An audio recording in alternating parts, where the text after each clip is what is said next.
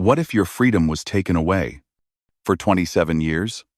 What if the world forgot your face, but could not silence your voice? And what if, after decades of injustice, you chose forgiveness instead of revenge? This is not fiction. This is not a movie. This is the true story of Nelson Mandela, a man who walked out of prison and changed the future of an entire nation. Stay with this story till the end, because what you're about to hear is not just history.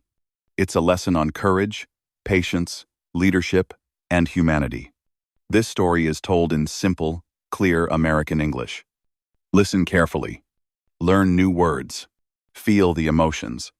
And most importantly, understand the meaning behind the story. Let's begin. Nelson Rolihlahla Mandela was born on the 18th of July, 1918, in a small village called Mvezo, in South Africa.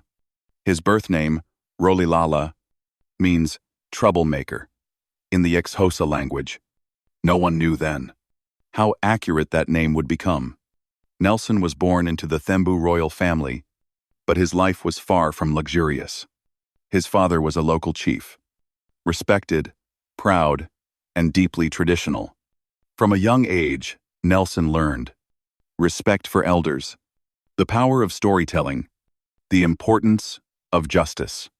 At night, elders would sit around the fire and tell stories of African heroes, men who fought bravely for their land and people. Those stories planted a seed in Nelson's mind, a seed that would grow. Slowly, patiently, powerfully. Nelson Mandela was the first in his family to attend school. On his very first day, his teacher gave him a new name, Nelson. It was common during colonial rule for African children to be given English names. At school, Nelson discovered something life-changing. Education is power. He read books about history, law, and politics. He asked questions others were afraid to ask. Later, he attended Fort Hare University, one of the few places where Black South Africans could receive higher education. But even there, injustice was everywhere. Students had no voice. Rules were unfair. Punishment was harsh.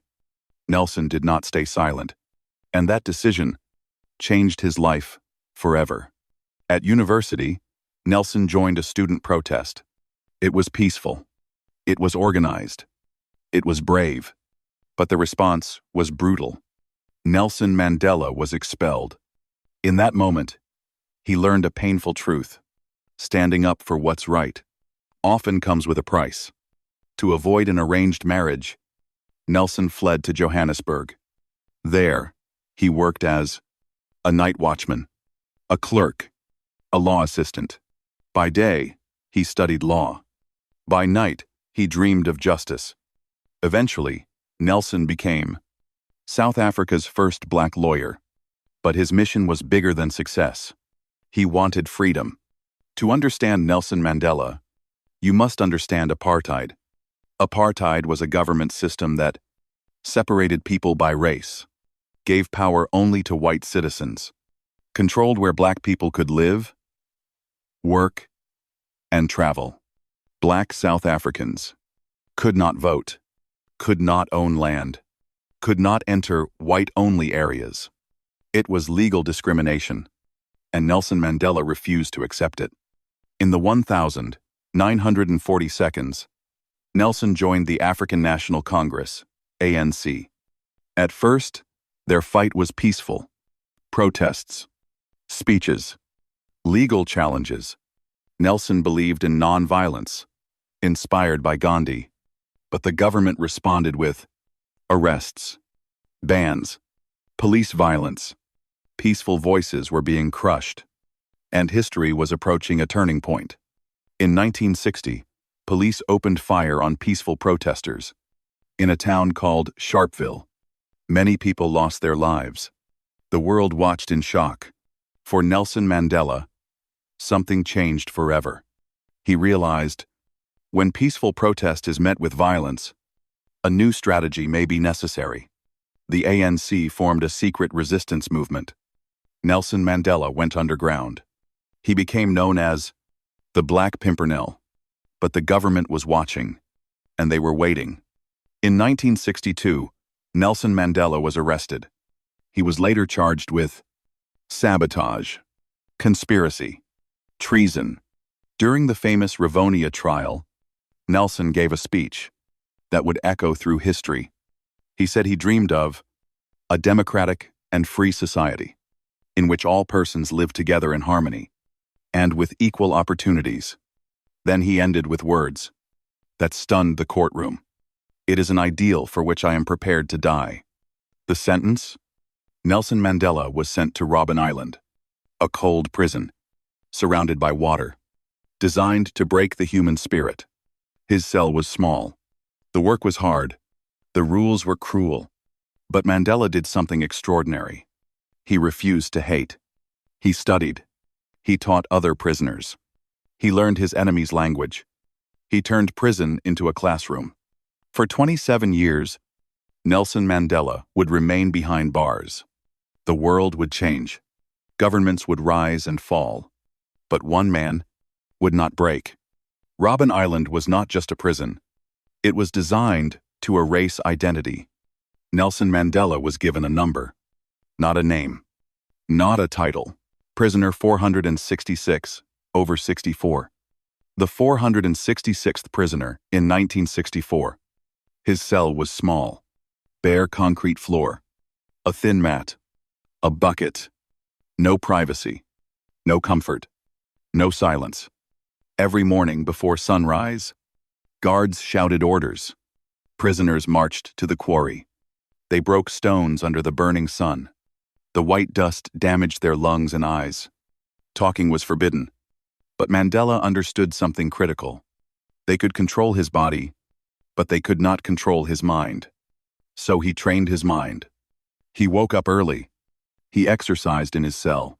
He planned his future. And most importantly, he observed.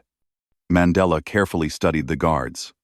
He noticed fear behind authority, ignorance behind cruelty, humanity behind uniforms. Instead of shouting back, he spoke calmly. Instead of hatred, he showed discipline. Slowly, something unexpected happened. Some guards began to respect him. Mandela learned Afrikaans, the language of his oppressors. Why? Because he believed to speak to someone in their language is to reach their heart. Inside prison, Mandela became a teacher. This group of political prisoners created what later became known as the University of Robben Island. They taught history, law, politics, philosophy. Education became resistance. Years passed. Then, decades. Outside the prison walls, new generations were born. Leaders rose and fell. Technology advanced. Inside Robben Island, Mandela aged. His hair turned gray. His body weakened.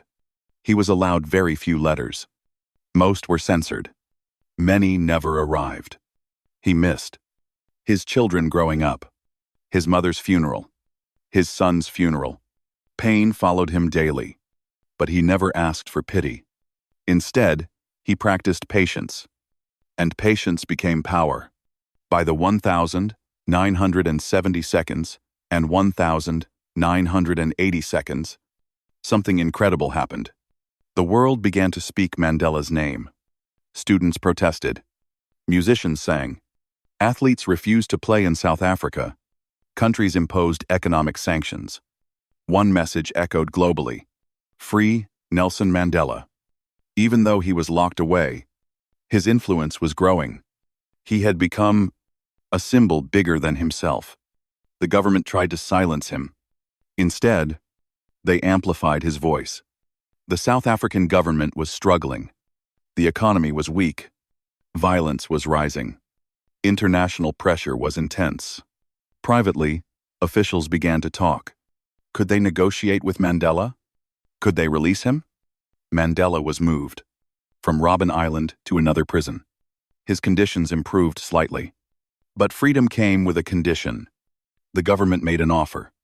You can go free If you reject the struggle for equality, Mandela thought carefully. He could walk out, breathe fresh air, see his family. But at what cost? He responded clearly. What freedom am I being offered? While the organization of the people remains banned? He refused. Because he understood, freedom without justice is not real freedom. Something remarkable happened during prison. Mandela changed, not in belief, but in vision. He realized that victory could not come through revenge. South Africa was deeply divided. If hatred won, the country would burn. So Mandela chose a harder path: reconciliation. He decided that when freedom came, he would build bridges, not walls. This idea would later change the course of history. By the late 1982, the government could no longer ignore reality. Mandela secretly met with officials, not as a prisoner, but as a leader.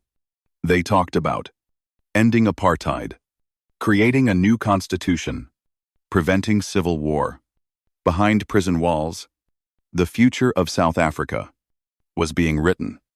And then, the impossible happened.